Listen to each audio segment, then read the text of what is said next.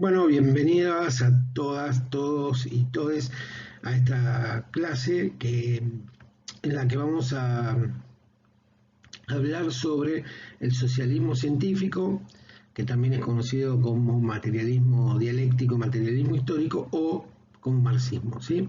Porque uno de sus creadores, como vemos en pantalla, Karl Marx, que para que lo identifiquen es el que sería el más canoso, y Federico Engels, fueron los que elaboraron esta teoría, ¿sí? Para empezar la clase vamos a remontarnos un poco en qué vimos en las clases anteriores, ¿sí? Un eje importante sobre el que van a escribir y van a dedicar gran parte de su obra, tanto Marx como Engels, es la clase obrera, ¿sí? De hecho, Engels tiene un libro muy importante que se llama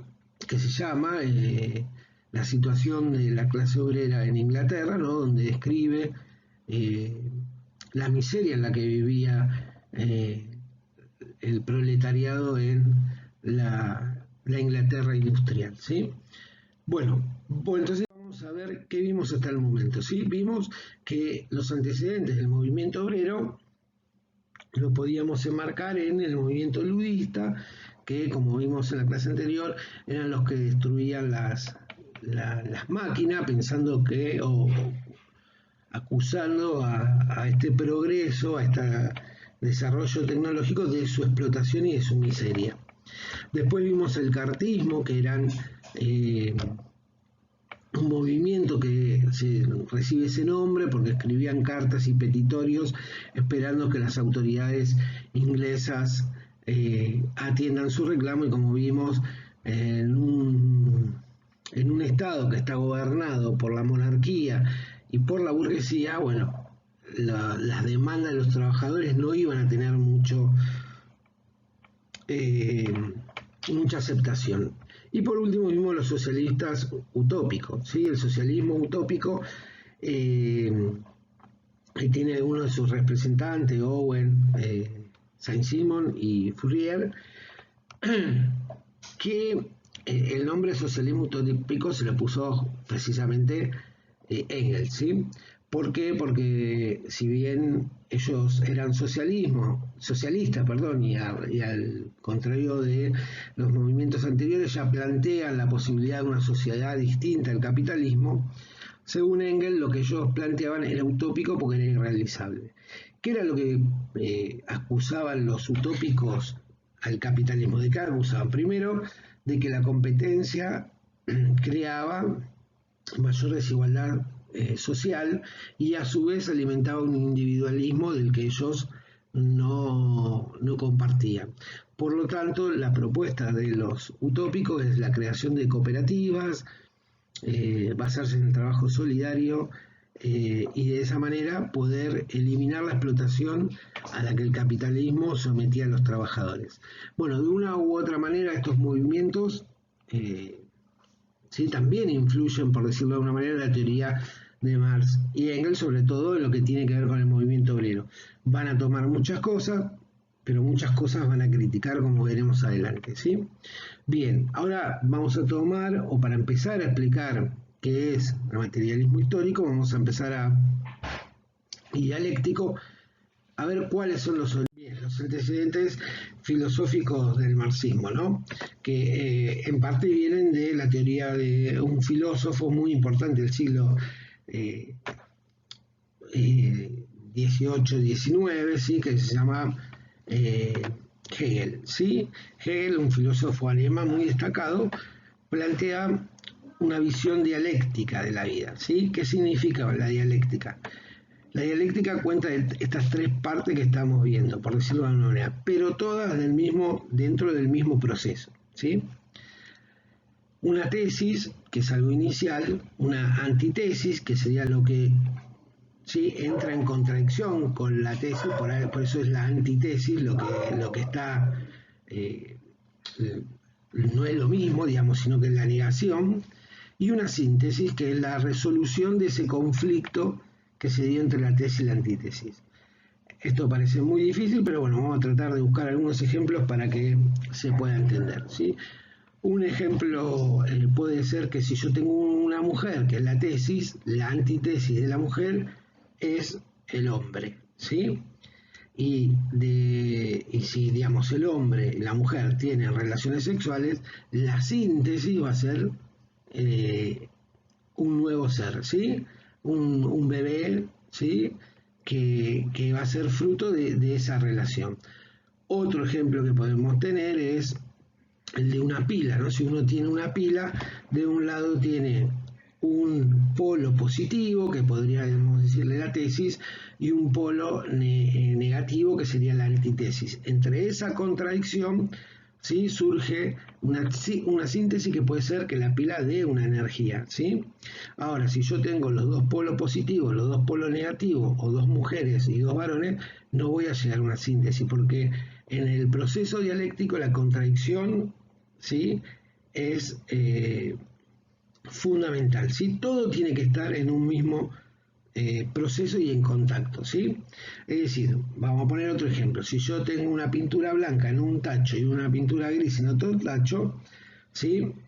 No va a pasar nada, y si yo no las mezclo, tampoco va a pasar nada, porque la blanca va a seguir siendo blanca, la negra va a seguir siendo blanca. Ahora, si yo vierto en un tercer tacho mitad de pintura negra, que sería la tesis, y mitad de pintura blanca, que sería la antítesis, no, en este tacho en el que están las dos pinturas, ahí sí se va a empezar a dar una contradicción, ¿no? Entre los colores. El negro va a mezclarse con el blanco, y por decirlo de alguna manera, o más filosóficamente, se empieza una negación. ¿Cuál sería de esa contradicción entre la pintura negra y la pintura blanca la síntesis? Por ejemplo, la pintura gris, ¿sí? Ese es un proceso dialéctico.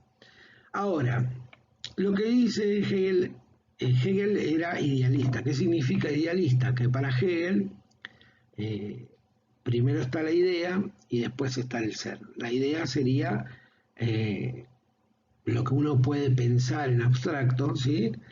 Y después está el ser, que es lo material, podríamos relacionarlo, ¿sí? Entonces, la idea más absoluta que tiene o que concibe Hegel es la de Dios. Entonces, en su teoría, la idea, Dios, creó al ser, a los hombres, ¿sí? Cuestión que ahora vamos a ver que los seguidores del propio Hegel van a poner en cuestión. Hasta ahora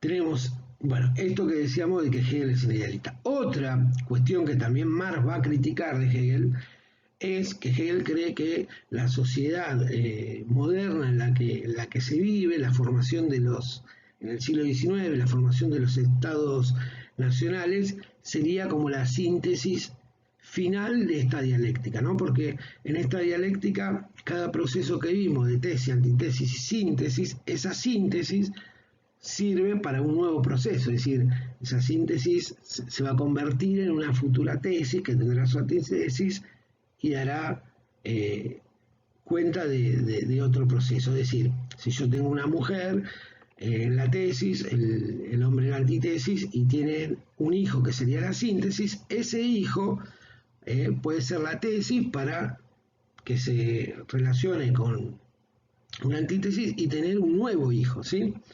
Bien, pero Hegel dice, bueno, en este siglo XIX la historia llegó al máximo, ¿sí? Al fin, por decirlo de una manera, como diría después de un siglo, casi, o casi un siglo y medio, Fukuyama. Eso era lo máximo que podía aspirar la humanidad. Y como vamos a ver, Marx va a cuestionar esto, ¿sí? Bien, como yo le decía, luego de la muerte de Hegel, hay una serie de filósofos que se les llaman jóvenes hegelianos. ¿Por qué jóvenes hegelianos? Porque siguen todos la idea de la dialéctica, pero le critican a Hegel precisamente que él pone primero la idea y después el ser. Entonces estos jóvenes hegelianos, Feuerbach era uno de los más destacados, invierte esa lógica, ¿no? Como pueden ver, si leen la cita, dice, no es como dice la Biblia que Dios creó al hombre a su propia imagen, sino por el contrario, el hombre inventó a Dios a su propia imagen. Es decir, que lo que hace este filósofo es invertir la lógica de Hegel de que en realidad Dios no creó al ser humano, o sea, no está primero la idea y después el ser, sino al revés, ¿sí? Que Dios es una creación de la mente humana, ¿sí?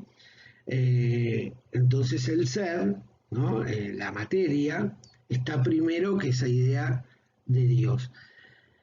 Dentro de esos también jóvenes hegelianos estaba Marx y Engels, ¿sí? Pero Marx y Engels le dirían, ¿no? A Feuerbach: mira, vos tenés razón, es así, está primero el ser, después la idea, el hombre es el creador de Dios y no al revés, pero en definitiva le dirían, por decirlo de alguna manera, no terminás de explicar por qué pasa lo que pasa, ¿sí? Porque lo que van a decir Marx y Engels en un libro que se llama La ideología alemana, le van a decir: no terminás de explicar por qué sucede eso, por qué tuvo la necesidad el hombre de crear a Dios, ¿sí? El hombre y la mujer de crear a Dios. Porque hasta ahora, dice, sigue manejando una idea abstracta, dice lo mismo que Hegel, ¿no? Por decirlo de una manera, materialmente, ¿sí? No están comprobando nada. Entonces ellos proponen invertir esa lógica y acá es lo que dice, vamos a leer este breve párrafo donde dice: no se trata de explicar, ¿no?, la filosofía de ir del cielo, o sea, de Dios o de la idea, y después explicar qué pasa en la tierra o qué pasa materialmente o cómo actuamos, sino que es al revés.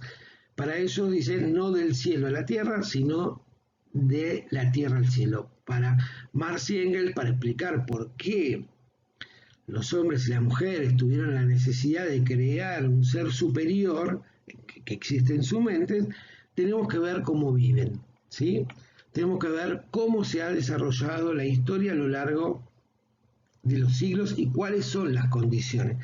Lo que, bueno, yo le adelanto lo que vamos a ver en otras clases, para Marx y para Engels.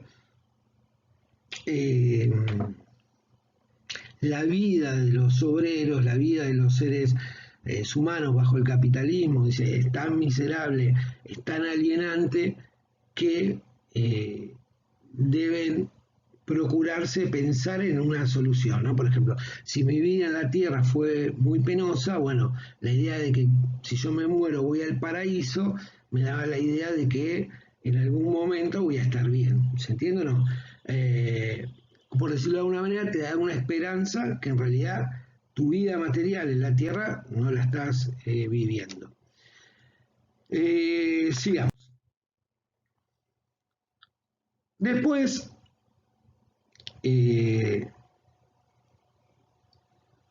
pasamos a esto, ¿no? Entonces, como Marx y Engels dicen, tenemos que explicar materialmente cómo se dan los fenómenos históricos para después entender por qué los hombres y las mujeres actúan o piensan lo que piensan, lo que hacen es estudiar historia. Y en la historia lo que ellos descubren, por decirlo de alguna manera, es que la historia es la lucha de clase. La lucha de clase para ellos es el motor de la historia, es decir, lo que permite que vayan cambiando, que vayamos pasando de, no sé, de un modelo de producción, por ejemplo, feudal, a un modelo de producción capitalista. Ahora lo vamos a explicar. Una de las frases, ¿no?, del Manifiesto Comunista, que es un libro que escriben Marx y Engels, por más que ahí en la cita solo esté el nombre de Marx, lo escriben los dos, dice: la historia de todas las sociedades que han habido hasta el presente es la historia de la lucha de clase. Esa frase seguiría así, ¿no?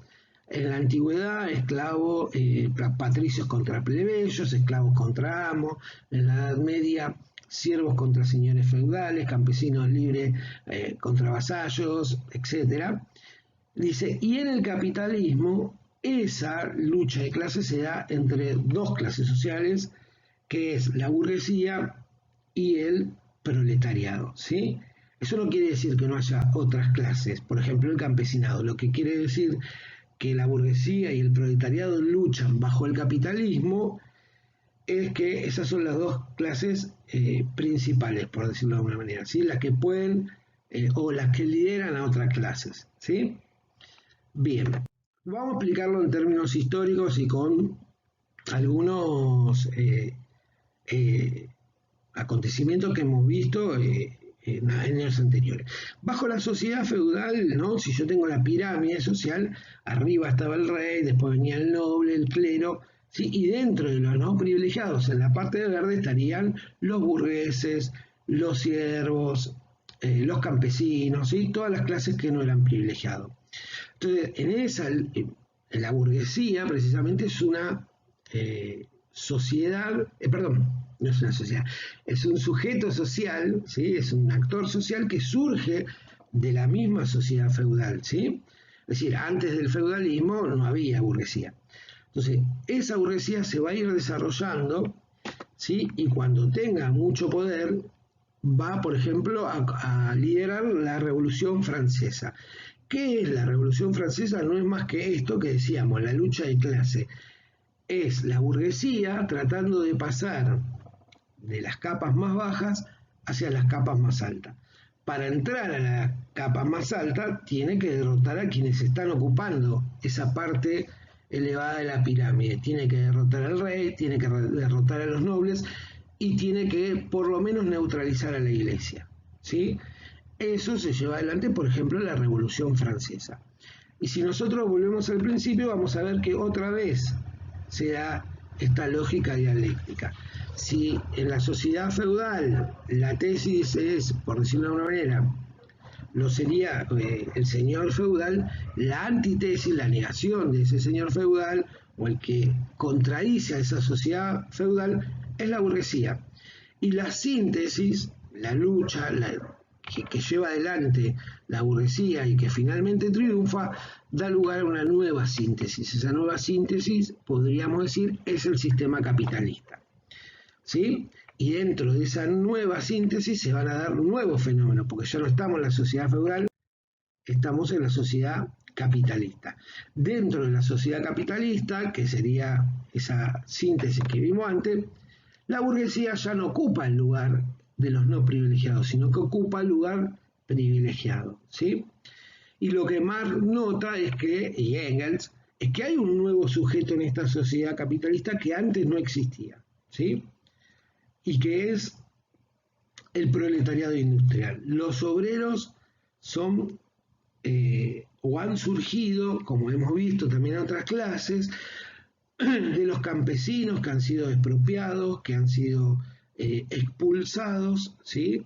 de los campos y que han llegado a la ciudad para vender su fuerza de trabajo, porque como vimos en otra clase no tienen herramientas, no tienen tierra, no tienen medios para producir. Lo único que tienen es su prole, por eso le decimos proletariado, y su fuerza de trabajo para vender, ¿no? La cual venden a cambio de un salario. Justamente se la venden a quien esa fuerza de trabajo, al burgués que la compra, ¿sí? Entonces acá Marx dice, bueno, pero entonces, y Engels dicen, no es como dice Hegel, no llegamos a la sociedad ideal, ¿no? Al máximo que puede aspirar el ser humano, porque esta gente no vive bien. Los obreros trabajan sin cesar y cada vez se empobrecen más. Tiene que ir a trabajar el obrero, tiene que ir a trabajar la mujer del obrero, tiene que ir a trabajar los hijos de los obreros y siguen viviendo en la miseria, ¿sí? Entonces, dice, acá hay la contradicción, la dialéctica, por decirlo de alguna manera, no termina, como dijo Hegel, en el Estado Nacional y en el capitalismo, sino que acá hay una nueva contradicción. Y la contradicción, ¿sí? Y los intereses que entran en choque justamente son los de la burguesía con el proletariado. Otra vez, si tenemos la tesis, que es la burguesía, la antítesis, justamente el nuevo sujeto social que surge en la sociedad capitalista, que son los obreros, son la negación de la burguesía, es decir, son los que van a chocar contra la burguesía. Entonces, Marx y Engels predicen que el triunfo de la clase obrera nos va a llevar a una nueva síntesis, y esa nueva síntesis va a ser ya no la sociedad capitalista, sino una sociedad socialista, ¿sí? Bien, esa sociedad socialista o la llegada del socialismo, como podemos ver ahora, y a través de toda la explicación que fui haciendo, dice Marx y Engels, se va a llegar por una cuestión científica, porque lo rigen las leyes históricas también en parte, ¿sí? A ver, una aclaración, Marx y Engels no dicen sí o sí vamos a llegar al socialismo. Para que llegue al socialismo, el capitalismo no se cae porque sí, ¿sí? Sino que como el sistema feudal no se cayó porque sí. El sistema feudal se cayó porque la burguesía, ¿sí? Como es, se puso a la cabeza de las revoluciones, por ejemplo de la Revolución Francesa, y pudo voltear el feudalismo, ¿sí? En este caso, lo que van a hacer Marx y Engels, que vamos a ver en las próximas clases, es llamar al proletariado de todo el mundo a que tiren abajo el capitalismo, porque es un sistema donde ellos no ocupan un lugar privilegiado, sino que ocupan el lugar de la explotación. ¿Qué dice Marx? No se trata de reformar la propiedad privada, sino de abolirla. Si uno analiza esto, quiere decir, si yo elimino la propiedad privada y la hago colectiva, estoy eliminando, por decirlo de una manera, a la burguesía como clase, ¿sí? Entonces uno diría, bueno, ¿qué clase quedaría? Bueno, en un primer momento quedarían solo la clase trabajadora. En un primer momento, eso lo vamos a ver más adelante en otros videos. No se trata de paliar, los antagonismos de clases, sino de abolir las clases. Entonces, la conclusión a la que llegan Marx y Engels es: si yo quiero eliminar la lucha de clases, lo que tengo que eliminar es justamente lo que hace que esas clases sociales luchen. Y está la propiedad privada, ¿sí? Si yo elimino la propiedad privada, no tengo clases, no tengo lucha de clases, y todos pueden, por decirlo de alguna manera, vivir de una manera más placentera. No se trata de mejorar la sociedad existente, no se trata de mejorar el capitalismo, dice Marx, sino que de lo que se trata es de establecer una nueva sociedad, y esa nueva sociedad sería el socialismo, ¿sí? Y por eso Engels dice que tiene un libro que dice, ¿no?, del socialismo utópico al socialismo científico, donde él va explicando esto, porque la teoría de Marx y de Engels supera, por decirlo de alguna manera, la teoría del socialismo utópico, ¿sí? Porque el socialismo utópico, en cierta manera, también pensaba de que este cambio de sistema capitalista a sistema socialista se daría a través de cambios pausados, graduales, lentos, por decirlo de alguna manera, y Marx y Engels dicen no. Los cambios en la historia se dan a través de revoluciones, ¿sí? Como la francesa, ¿sí? Por ejemplo. Entonces, así como la burguesía destronó a los señores feudales, ¿sí? Actualmente, dirían ellos, los proletarios tienen que destronar a la burguesía del lugar privilegiado que tienen. Por lo tanto, no hay cambios graduales hacia el socialismo. Para Marx y para Engels, los cambios en la sociedad llegan a través de revoluciones, ¿sí? Bien. Esto es, hay una frase, Marx, que indica eso, que dice, la violencia es la partera de la historia. ¿Qué quiere decir eso? Que los grandes cambios en la historia llegan, ¿sí?, a través de revoluciones, como vimos el año pasado, la Revolución Francesa, la Revolución de Mayo, la Revolución inglesa, etc. Y como las que vamos a ver más adelante, como la Revolución Rusa, la Revolución Cubana, etcétera, etcétera. Bien, para terminar la clase de hoy les voy a dejar las actividades, ¿sí?, las cuales también las van a encontrar en la clase que les voy a subir. Las actividades de hoy son 5 preguntitas que hay que resolver. La primera: explique brevemente el pensamiento dialéctico. Busque ejemplos de la filosofía, la historia, química, física, etcétera, donde el pensamiento dialéctico se ponga en juego, ¿sí? El ejemplo no puede ser el mismo que haya dado el profesor, claro, el de la mujer y el hombre, el de la pila o el de la historia que vimos, ¿no? Pueden buscar otros. 2. ¿Por qué para Marx y para Engels no existe Dios ni ningún ser superior? Justificar, ¿sí? 3. Explique brevemente la diferencia entre el idealismo de Hegel y el materialismo de Marx y Engels. Y la 4 dice, explique brevemente el concepto de lucha de clase en la teoría marxista. La 5 dice, explique cómo y por qué para Marx y Engels el capitalismo será reemplazado como sistema económico por el socialismo. ¿Sí? Bien, creo que con eso damos por concluido la clase de hoy. Espero les haya gustado y bueno, si algo no se entendió, recuerden que me pueden escribir al Classroom o en las sucesivas clases que tengamos presenciales también me pueden ir preguntando. Bien, esta es la primera parte de esta teoría marxista y después seguiremos desarrollando las críticas económicas y las críticas sociales que Marx y Engels le formulan al capitalismo. Bueno, hasta la próxima.